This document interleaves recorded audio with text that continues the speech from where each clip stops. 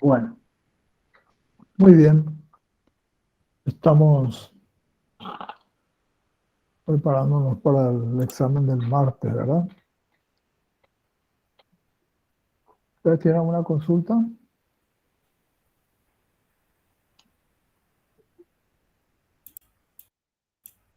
Yo no, doctor. ¿No? ¿Está todo bien? Bueno, este, yo les puse ahora en la plataforma unos cuantos casos clínicos para que veamos ahora y veamos como ejercicio por si les pongamos algo parecido para la próxima semana. No sé si Doctor, usted, ¿sí? perdona por interrumpirte, Sí, pero la clase de enfermedad de transmisión sexual, sí, eso les voy a pasar al terminar la clase. sí, te iba a decir que no Sí, alzaste. no, no, no, no. Al terminar la clase yo les paso. Sí, Gracias. sí, tenés razón, tenés razón. Bueno, y yo levanté en la plataforma, no sé si ustedes pueden mirar eso ahora.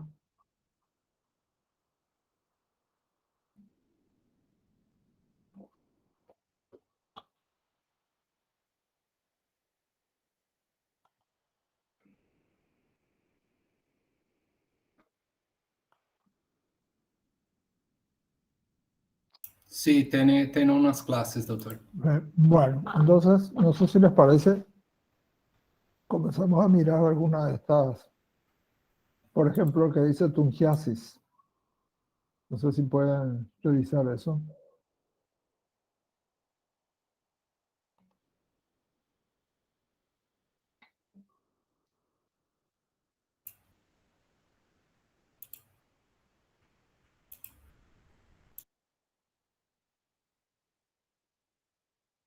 ¿Vieron?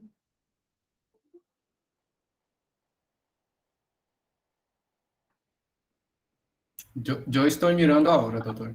Sí. Tenemos dice tungiasis, presentación de un caso clínico.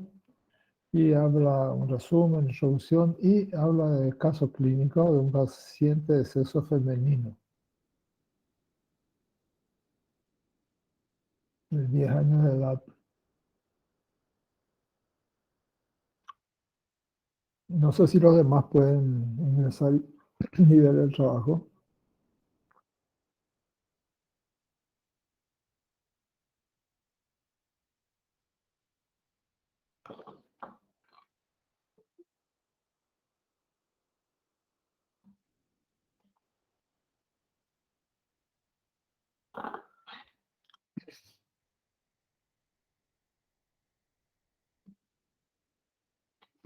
¿Pudieron encontrar todos o no? Lo que yo tengo acá es caso clínico, paciente de sexo femenino de 10 años de edad, Sí, oriundo de ese, ese, Misiones. sí, ese es. Sí, Ok. ese es. ¿Y los demás encontraron? Sí, Bueno, doctor. el ejercicio que quiero hacer es, por eso los levanté en la plataforma, para que ustedes leyeran ahora y damos unos 5 minutos para la lectura y después hacemos una discusión sobre el tema. ¿Están? Quisiera que cada uno leyera ese caso clínico y después discutimos sobre ese tema. ¿Está? Ok. Sí, profe. Bien. Por favor, si pueden leer eso entonces.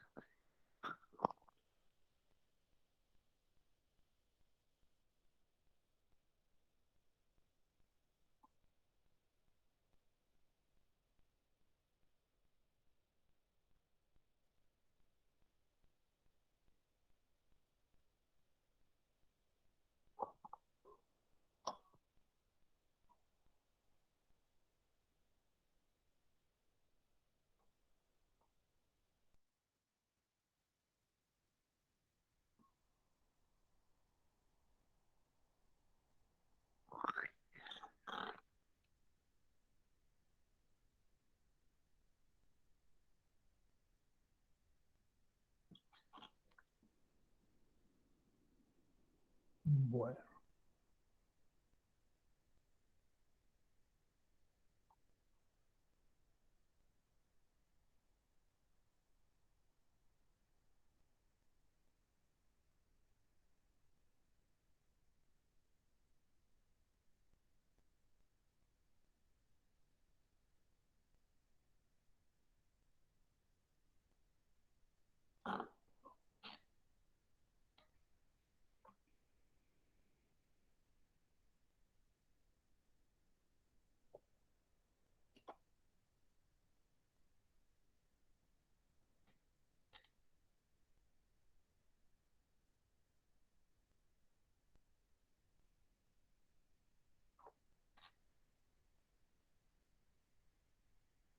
bueno. Creo que habrán leído todo, ¿verdad? Acá tenemos una forma de infección, una ectoparasitosis por Tunga penetrans. Es un caso clínico muy interesante. Ustedes tienen esto en todas nuestras regiones. Y habla de esta paciente de sexo femenino de 10 años de edad, que desde la provincia de Misiones. La provincia de Misiones es Argentina, acá al norte de Argentina, está lindando con Paraguay. Va al departamento de dermatología porque se presenta, vieron ustedes la foto muy bien lograda, donde se ve muy bien una serie de elementos verrucosos que se presentan en esta zona con pápulas negruzcas, ¿verdad? Y eso se encontró en los dos pies. Ahí, esto es un pie que tiene mucha cantidad de esto en toda la parte de los dedos, del talón, toda la parte de metatarsiana también. Y fíjense que esto, en algunos casos hemos visto situaciones más complicadas, un paciente que tiene más cantidad que esto. Acá uno dice que bárbaro, pero hay otros que tienen muchísimo más, ¿verdad? Y fíjense ahí cómo se ve muy bien el talón, cómo se presenta en esta forma, ¿verdad? Y lo que tenemos que recordar siempre en una situación como esta es de que la paciente, en este caso, tiene, como es una ectoparasitosis, y si ustedes leen la parte de introducción, es la hembra la que se ubica en ese sitio, y es la hembra que está llena de huevos, y esos huevos son los que, si nosotros pinchamos mal esto, sin sacar en forma cada uno de estos parásitos, entonces se va a reventar y esos huevos van a volver a originar otro que suponemos que es lo que pasó con esta paciente en esta zona de acá para que se produzca esta situación. ¿Está? Es muy importante, en todas las zonas nuestras aparecen, si ustedes leen acá, hay también en América Central, América del Sur, acá les explica que hay también en Argentina, en varios lugares, Salta, Jujuy, Tucumán, Santiago, Esteros, etcétera. Y hay un sitio acá, a ver si pongo cerca, donde dice los nombres comunes. Nosotros tenemos que saber muy bien que eso se llama Tunga penetrans y que se llama también Nigua en la Argentina y Venezuela, Cuti, Sutipique Bolivia, también Bicho do P, Bicho do Porco, ¿verdad? Eso ya conocen muy bien acá. Hablamos alguna vez con ustedes sobre esto en micro. Y también tenemos Zika, que no es el virus Zika. Entonces, cada uno acá, acá le dice, en guaraní decimos tum, tum. Y acá dice tupí guaraní es tuí, ¿verdad? Es otra forma de expresar. Así que estos son varios nombres que tiene. Y esto entonces aparece en cualquier parte de los pies, los dedos hasta el talón, ¿verdad? Entonces esta tungiasis tiene un punto negro que es central. Tenemos una parte translúcida, ¿ves? Está el abdomen lleno de huevos. Y eso es lo que hay que cuidar, sacar con cuidado. A veces en algunos sitios se hace esa cirugía para esto. Y hay que tener en cuenta, fíjense que esto que se queda acá a veces como un orificio, hay que eliminar, hacer una asepsia completa, porque como aparece habitualmente en los pies, entonces esto la gente a veces te saca toda esta bolsa de huevos y queda libre ese lugar y eso la gente sigue caminando y como en el ambiente podemos tener los quistes de los tiene un tetani, eso puede penetrar ahí, entonces producir un caso de tétano. Así que nosotros tenemos acá, van a encontrar también cuáles son este, las localizaciones, cuáles son los elementos que tienen que ver con las complicaciones que se pueden dar acá, y una de ellas sería el caso que muy, muy grave, que sería la cuestión del tétano, ¿verdad? Así que este es un caso para hacer un diagnóstico visual y sobre todo epidemiológico, sabiendo que en nuestra zona puede existir el tipo de cosas. Entonces hay que recordar que pacientes no vacunados, acá está, no vacunados contra el cuestión tetani pueden hacer eso si es que no se hace una buena asepsia y se aísla totalmente esa zona. Así que es muy importante que se haga el control exacto, ¿verdad? Y no eliminar este, cualquier cosa nomás y dejar al descubierto todo eso. Fíjense todo lo grave que puede ser. Entonces, este es un caso de eutoparasitosis que quería mostrarles a ustedes para discutir un poco. ¿Está? No sé si hay alguno de ustedes que quiera aportar algo más, algo que leyó acá con este caso.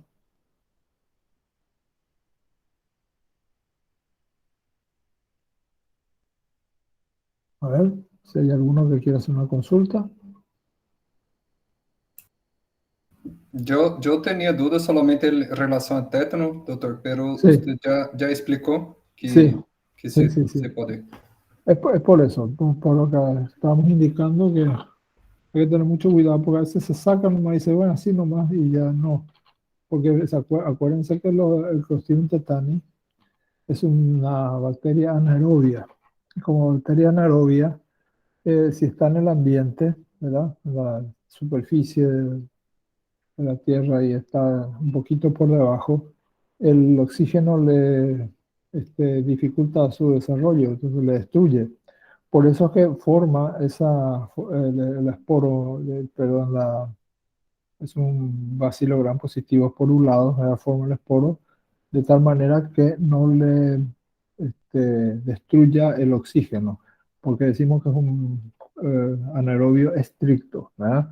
Y por eso es que se debe hacer eso que decíamos, un buen aislamiento, separar bien para que la gente no camine en cualquier sitio, porque esos esporos pueden entrar ahí. Una vez que entra, si está el orificio donde sacamos donde se sacó el tunga penetrans, entonces penetra ahí y se va a producir realmente un caso de tétano. Por eso nomás, ¿está?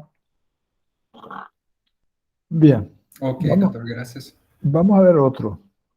Vamos a ver otro caso. Puede ser, por ejemplo, a ver, no sé si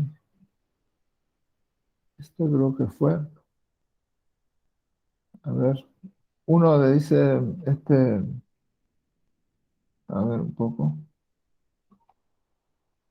Donde dice fiebre amarilla más estrongiloides estercorali. Eso podemos ver, si les parece. Pues después tienen otro para hacer ejercicio. Acá tenemos, no sé si encontraron, dice fiebre amarilla más estrongiloides estercoralis.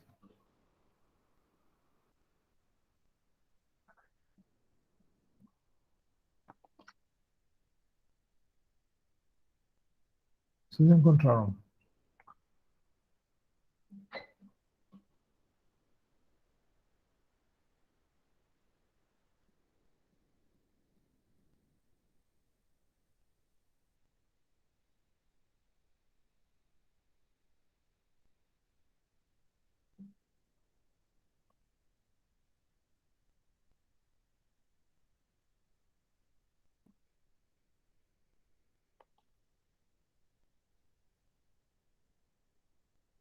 Acá habla, no sé si llegaron a encontrar o no pudieron bajar. Sí, doctor, yo bajé ahora. Bueno, ahí dice, el título dice fiebre amarilla, reporte de 2 casos provenientes de Brasil. Y habla del virus de la fiebre amarilla, es un flavivirus y que es transmitido por Aedes, sobre todo Aedes aegypti y también por Albopictus, ¿verdad? Aedes aegypti. Entonces hay 2 casos que están acá. Si ustedes pueden leer por favor esto y hay una discusión y conclusiones sencillas, a ver si qué les parece. A ver, dejamos unos minutos para que ustedes lean.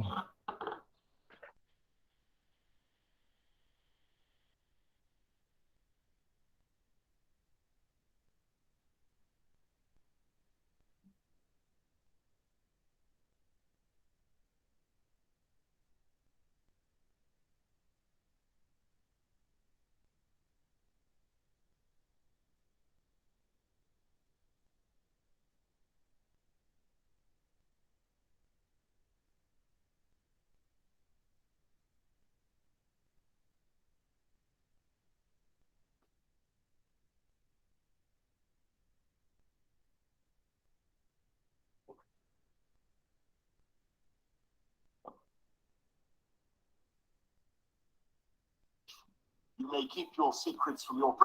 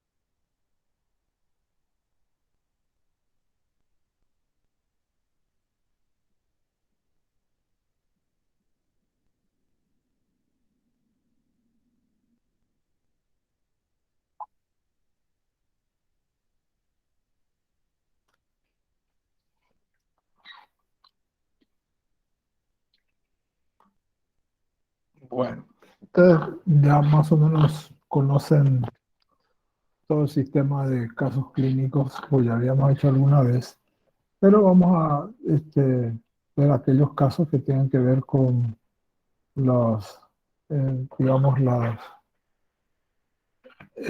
medicina tropical. Acá dice, por ejemplo, el caso 1, una mujer de 22 años que llega al hospital en febrero del 18 por 5 días de fiebre, escalofríos y artralgias, ¿verdad? Hay dolor de cabeza, abdomen, diarrea autolimitada y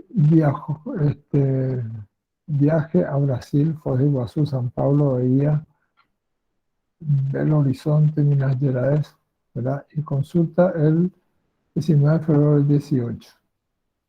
En Río de Janeiro por fiebre, cefalea y malestar general. Diagnóstico, dengue al ingreso, presión arterial 90-60, frecuencia cardíaca 58 por minuto, dolor abdominal en cuadrante superior. Evolución del laboratorio, acá ahí está. Al tercer día mejora si se otorga alta. Bueno, después dice mujer de 27 que ingresa el 21 de marzo del 18 con fiebre, dolor abdominal, retroocular, lumbalgia, cefalea, náuseas, vómitos, diarrea. También en Río de Janeiro estuvo en Isla Grande y Bucios. Y también por el segundo día mejora, segundo día se otorga el sexto día alta. Ambas negaron vacunación para fiebre amarilla. Exámenes complementarios, ecografía abdominal, hepatomegalia, serología, hepatitis ABC, dengue, zika, chikungunya, gota gruesa, hemocultivo, orocultivo, negativo. Reacción en cadena de la polimerasa para fiebre amarilla positiva. ¿Está? Acá lo que destaca es que tienen casos de 2 pacientes que no habían sido vacunados contra la fiebre amarilla. Tienen fiebre, escalofríos, cefalea, dolor abdominal, ¿verdad? Vómitos, náuseas, ¿verdad? Dolor retrocular.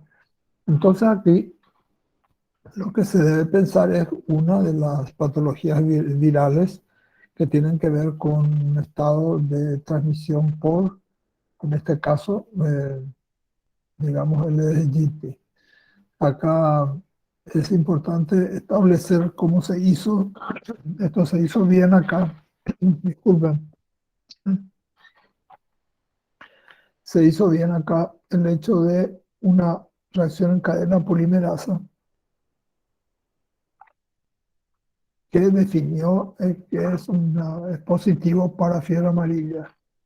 Este es un virus que se encuentra habitualmente a partir de los animales en zonas boscosas y pasa habitualmente a los monos y de ahí puede pasar al ser humano por la picadura de mosquitos.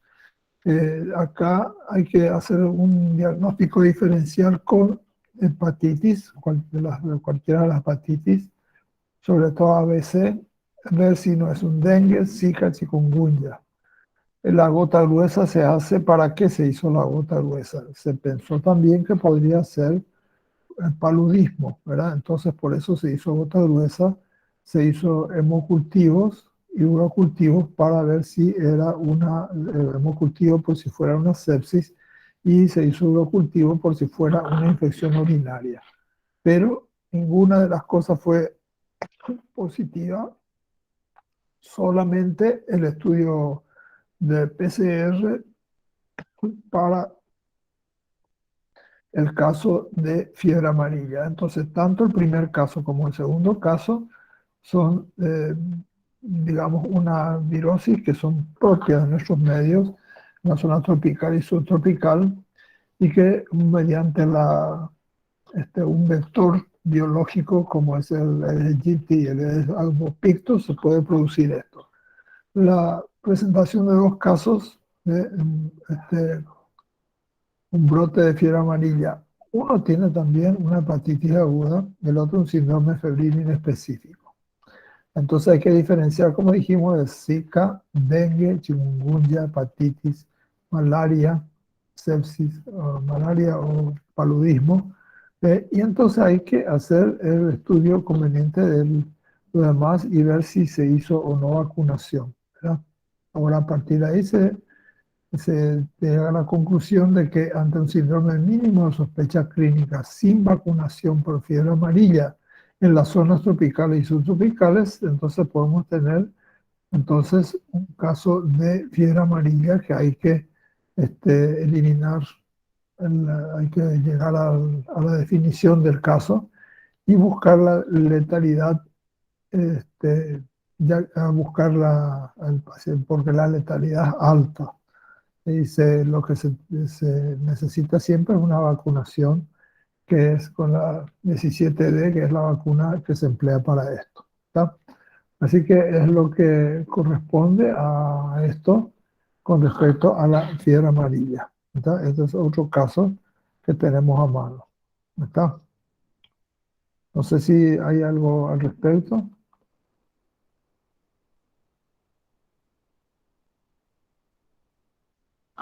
Acuérdense que hay una forma rural y hay una forma urbana, ¿está? Las formas rurales, pero todas tienen que estar presentes en la zona el mosquito vector, o de lo contrario no hay transmisión, ¿está?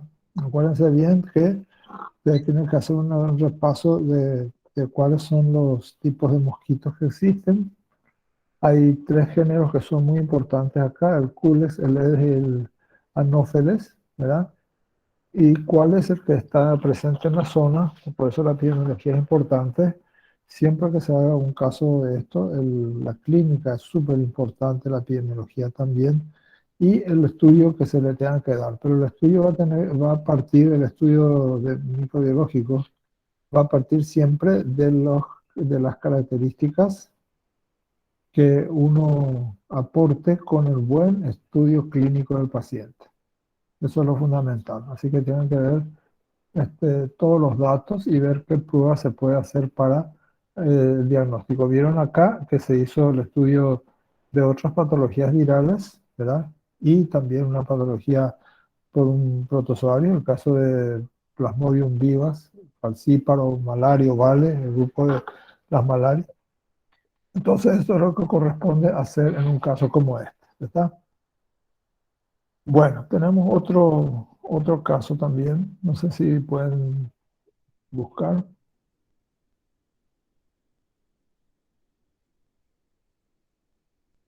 Un caso de leishmaniasis cutánea. Leishmaniasis o leishmaniosis. Si pueden buscar eso, por favor.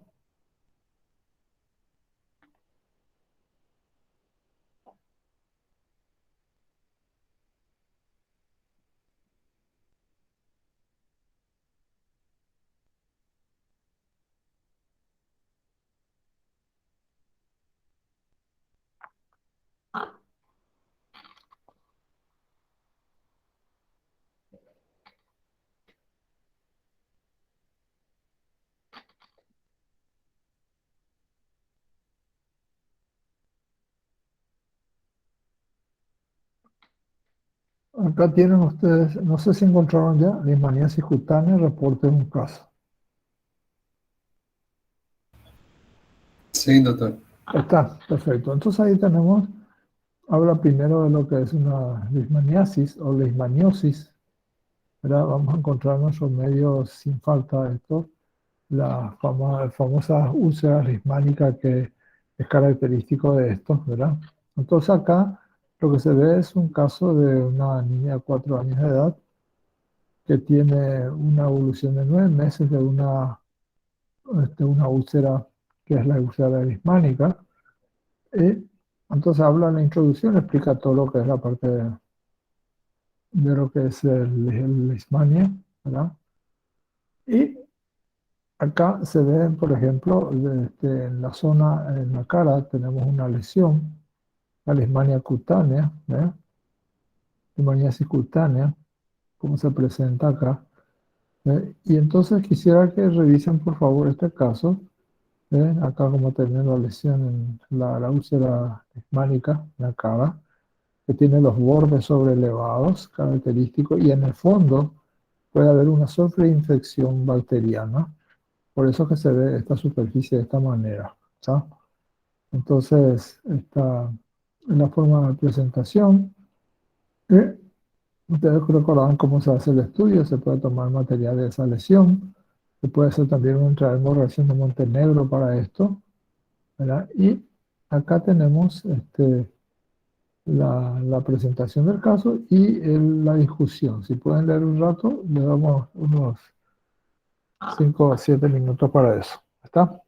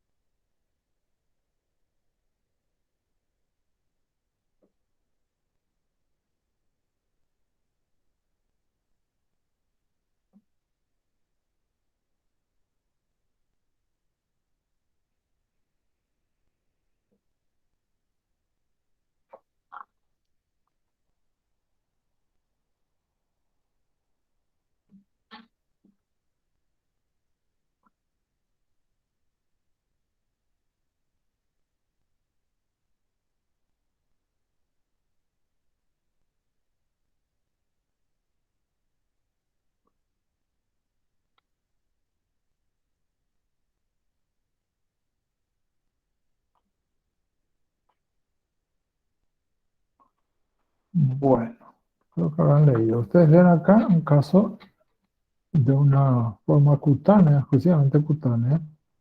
Parece que hay una forma cutánea, una cutáneo mucosa, ¿verdad? Difusa y una recidivante. Nosotros tenemos la forma localizada, que es esta cutánea que está acá, es acá en la cara, y tenemos también la forma, que es la forma más común en nuestro medio, que viene a ser la cutánea mucosa, es decir, se hace cutánea primero Posteriormente se hace mucosa y en la mucosa nasal, la mucosa oral. Entonces de esa manera toma, digamos, la parte nasal, destruye el tabique nasal. Eso es un elemento que hay que recordar porque a veces el paciente cree que como la úlcera se va cerrando, después piensa que se ha curado. Pero queda la siguiente etapa, que es la etapa en la que se desarrolla, digamos, la forma cutánea, ¿verdad? Inclusive hay casos muy antiguos donde se destruía totalmente la nariz, ¿verdad? Bueno, entonces acá tenemos este caso, ¿eh?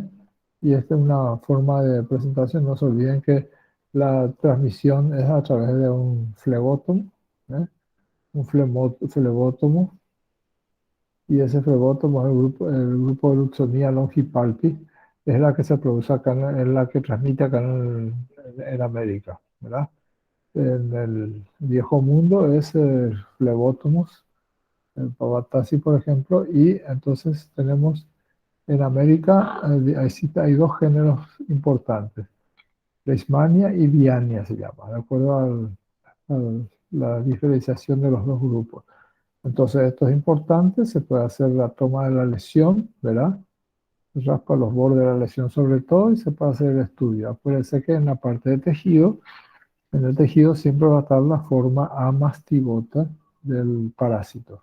En la forma amastigota siempre está en tejido, es decir, sin el flagelo ondulante, ni la membrana ondulante, nada de eso en la parte externa, pero sí tienen el blefaroplasto dentro del interior, ¿verdad?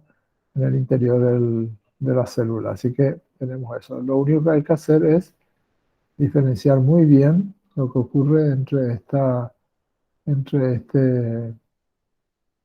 cuando se hace un estudio de la lesión, encontrar la leishmania y ver la forma mastigota. Y si uno dispone, hacer también el cultivo, en los cultivos de las 3N, ¿verdad? Navi, Nicole y McNeil, o en medio de Toby, que también va a desarrollar estas formas promastigota.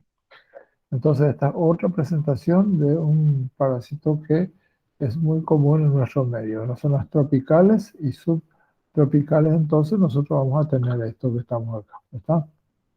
A ver un poco. A ver, no sé si les puse este. A ver, este otro. Hay uno que dice cisticercosis. Uno que dice cisticercosis.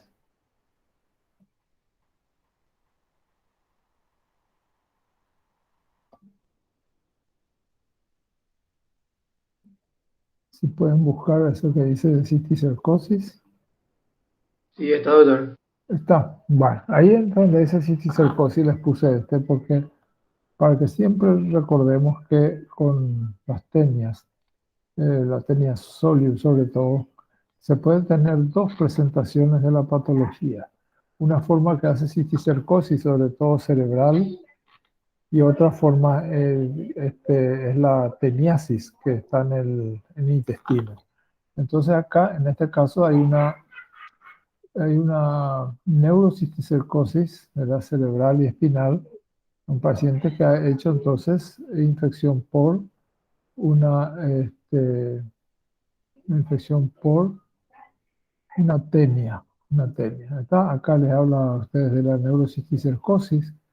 Es una enfermedad infecciosa del larval cestoide tenia solium. Acuérdense. Porque en el caso de la teniasis o teniosis, se atribuye eso a tenia solium o tenia saginata. Pero en el caso de cisticercosis y sobre todo la neurocisticercosis, tenemos la forma de tenia solium. La tenia solium es la que desarrolla en la forma cerebral. Ahí por eso es que hay unas fotos de tomografía. Y esto es lo que nosotros tenemos que diferenciar. Esa cisticercosis y sobre todo uno tiene que saber muy bien cómo se ha adquirido esa cisticercosis. Siempre que se habla de cisticercosis, entonces es por la ingestión del huevo del parásito. cuando se habla de una teniasis, lo que se ingirió es la larva que va directamente al intestino y ahí desarrolla el parásito de varios metros. Ahora, acá está el caso clínico para ver esto, ¿verdad? Esta es una forma de presentación de un paciente de 61 años, ¿eh? Que tiene náuseas, vómitos, debilidad muscular, pérdida de sensibilidad. Entonces, al examen del sistema neurológico, la fuerza muscular, entonces, está alterada, miembro inferior derecho, signo de Babinski. Estas son pruebas que ustedes van a hacer después en semiología, ¿verdad? Y tenemos, de acuerdo a esta situación, se hizo una solicitud de tomografía cerebral, una tomografía para ver si había alguna alteración en cerebro, y con esto se pudo ver que también con una resonancia magnética se dio una dilatación asimétrica en ventrículos, ¿está? Entonces, el estudio acá no vamos a ser muy fino en esta parte de, no sé si ya, si ustedes ya conocen toda esta parte de lo que es medicina de imágenes, ¿verdad? Entonces aquí se ve que comprimen todo el hemisferio cerebeloso, ¿verdad? Entonces, con esto nosotros podemos ver lo que sucede sobre todo en la zona neurológica, donde se presenta al parásito, o sea, la larva de esto. El tratamiento se hizo con albendazol, también prednisona, y ustedes ven acá que tenemos en la discusión teniasolium dos formas de infección distintas en el ser humano, la teniasis y ticercosis, lo que estábamos diciendo, ¿verdad? Teniasis, cuando se desarrolla el parásito totalmente adulto, ya con varios metros, inclusive en el intestino. Esta es una forma de infección del tracto gastrointestinal causada por la forma adulta del parásito. En la forma adulta es un parásito de varios metros. En cambio, la cisticercosis, infección de tejido muscular y cerebral, que está producida por la larva de este parásito. Así que hay que ver bien qué ocurre. ¿Y cómo se adquiere? Repito, la adquisición se hace cuando uno tiene cisticercosis, ingirió los huevos que fueron a desarrollar la larva y dentro del organismo humano. En cambio, cuando se desarrolló la forma de teniasis, ¿verdad? Entonces, en ese caso es porque se ingirió carne mal cocida y que estaba con unas larvas del parásito. Las larvas entran y ahí se desarrolla el intestino. Por eso son diferentes las patologías, un mismo parásito, pero situaciones diferentes, sobre todo por la ingesta diferente de lo que tiene. ¿Está? Entonces, esta localización es muy frecuente una vez que se establezca en el organismo humano la forma de cisticercosis, cisticercus celulosa se llama, cuando es por el cisticercus por Taenia solium, y cisticercus bovis cuando es por Taenia saginata.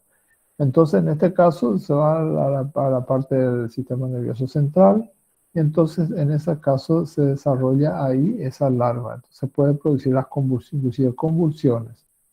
Acá tenemos la localización en cerebro, va a ser importante también para las manifestaciones clínicas. Entonces, para eso, entonces, les damos este material para ver, ¿verdad? Aquí habla de las características, se hace una tomografía, la resonancia magnética, los datos que presenta que expone el paciente en el interrogatorio también nos llaman mucho la atención, ¿verdad? Y entonces nosotros podemos encontrar, como decíamos, en intestino o en cerebro, y sobre todo en cerebro hacer estudios como los estudios del lichio cefalorraquídeo y demás para poder establecer el caso del paciente. ¿Está? Acá tenemos entonces esto, que es lo que se hizo, de tal manera que ver cómo afectó la zona cerebral, porque como hay manifestaciones neurológicas, Entonces, por eso es importante que uno haga una tomografía de los demás, pero asocie a qué patología. Y una de las patologías que siempre uno tiene que pensar va a ser el caso de y sobre todo, ya que estamos en esta zona, ¿verdad? Establecer si eso puede ser o no una forma de neurocisticercosis, ¿está? Entonces hemos visto cisticercosis, lismaniosis. Después acá tenemos otro, tenemos paracosidioides brasiliensis. Esta es una situación de una micosis, ¿eh? Esto es un caso de micosis. Les voy a dejar también, ya les puse ahí para que vean, ¿eh? Acá habla de una mujer de 29 años, esto también tienen ustedes, natural del departamento de Loreto de Perú. Y entonces esta persona presenta un cuadro de 9 meses de evolución. Está caracterizado por diarrea con sangre, dolor abdominal, elevada temperatura. Antes del ingreso tiene debilidad generalizada, dolor de cabeza, mareo. Perdió 10 kilos, llegó al hospital, se le hizo el examen clínico y se vio entonces qué podría resultar de los análisis que se le realizaron, ¿verdad? Entonces, una de las cosas que se tomó en cuenta fue proteína C reactiva, en la ELISA, para VIH, para ver si nos tenían un problema de ese tipo, ¿verdad? El examen de ese, entonces en este caso, se vio que había sangre oculta, ¿no? Eso también es importante. Estudio parasitológico seriado, y ahí se encontró trofositos de Giardia lamblia, pero también larvas de Strongyloides stercoralis. Acuérdense que el Strongyloides stercoralis no se puede encontrar en forma de huevos en las heces, sino porque eso desarrolla totalmente en el interior nuestro. Entonces se presenta en forma de larvas. Habitualmente se presenta en forma de larvas rhabditoides de Strongyloides stercoralis.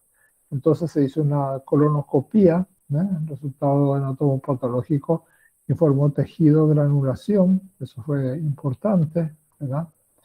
Y encontraron estructuras ovoides, ¿verdad? Que de acuerdo a una coloración de esto se usa bastante, la coloración de Gomori.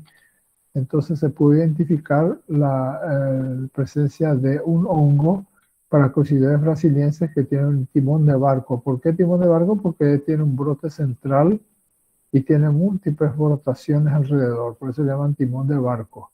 Y se hace tratamiento habitualmente con anfotericina B y con itraconazol. Fíjense ustedes acá, tenemos los elementos que corresponden a este hongo. Esto es lo que se ha encontrado acá. Fíjense, esto es el intestino. Es como de acá, y tienen para discusión y todo. Así que tienen para estudiar y pensar en este cuadro. ¿Estamos? Bueno. Entonces esto nada más que para que tengan una idea de las cosas que podemos tener con respecto a unos casos clínicos, para que tengan ustedes a mano y puedan revisar un poco, porque no vamos a poner un caso clínico tan extenso, sino que algo bien sencillo, corto, y que ustedes puedan pensar en qué patología puede ser, ¿está? Así que esta es una forma de presentación de nuestro, nada más como un ejercicio. Hoy les pasé todo eso en la plataforma, van a disponer eso, y al fin, después de esta tarde, yo les voy a enviar lo que falta sobre infecciones de transmisión sexual. Ese es el único que le debo, ¿verdad? ¿O hay otro? Es el único, ¿verdad? Creo que sí, doctor. Sí, entonces eso lo voy a enviar hoy, entonces para que tengan. Entonces el martes a la mañana a las 10:30, entonces vamos a tener nuestro examen. Va a ser del mismo sistema que hicimos la vez pasada, ¿está? ¿Hay alguna consulta? Porque si no, terminamos hoy acá y seguimos el próximo martes, si Dios quiere. Bueno, profe. ¿Qué pasa? Parece que hay Gracias, doctor. Parece que escucho un partido por ahí yo. Gracias, doctor. Parece que sí. Listo. Que les vaya bien. Hasta luego. Hasta luego, doctor. Chao, Chao, profe, doctor. chao, chao. Chao. Hasta luego. Adiós. Adiós. Chao, profe. Chao. Hasta luego. Adiós. Les vaya bien.